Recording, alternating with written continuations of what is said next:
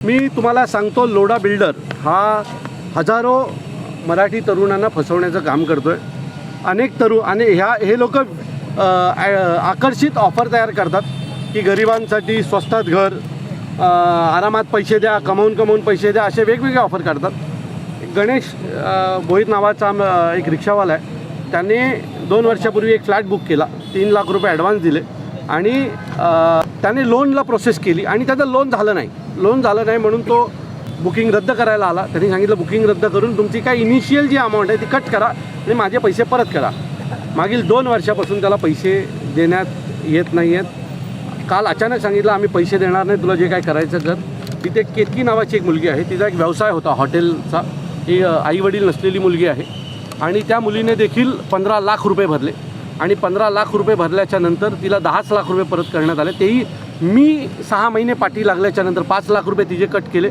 आणखी एक नाईक नावाच्या लेडीज आहेत, पंडित नावाची लेडीज आहे, तिने 2 कोटी 8 लाखाचं घर घेतलं आणि तिला 65 लाख रुपये दंड मारण्यात आलेला आहे। अशा हजारो केसेस लोढांच्या विरोधात आहेत। अप्पर ठाणा, लोढा पलावा, लोढा आमारा, अशा अनेक ठिकाणी अशा अनेक लोक आहेत ज्यांच्याकडनं 5-5, 10-10, 15-15 लाख रुपये घेण्यात आले आणि त्यांचे पैसे परत करत नाहीत लोढा बिल्डर। हा झाला बुकिंगचा अमाऊंट, हे पार्ट।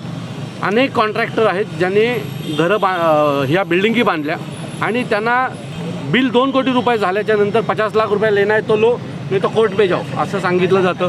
इथे लोढामध्ये लोढा आमाराची टीम आहे, ज्यांच्या मेंटेनन्सचे 90 करोड रुपये बिल्डरने खाल्ले, असं लोढा आमाराच्या लोकांचं मत आहे।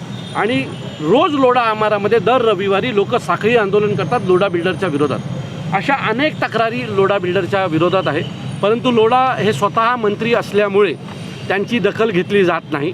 आणि मी स्वतः 1 वर्ष झाला गणेशच्या पैसे मिळावेत यासाठी पाठपुरावा करतो आहे, परंतु लोढा बिल्डर आम्हाला कुठल्याही प्रकारचं न्याय मिळवून देत नव्हता। म्हणून आज बाबासाहेब आंबेडकरांनी जो मार्ग दिला आहे त्या मार्गाचा वापर करून आम्ही आज आंदोलनाला बसलेलो आहोत आणि जोपर्यंत सर्व लोकांचे पैसे दिले जात नाहीत तोपर्यंत आज आम्ही इथनं जाणार नाही।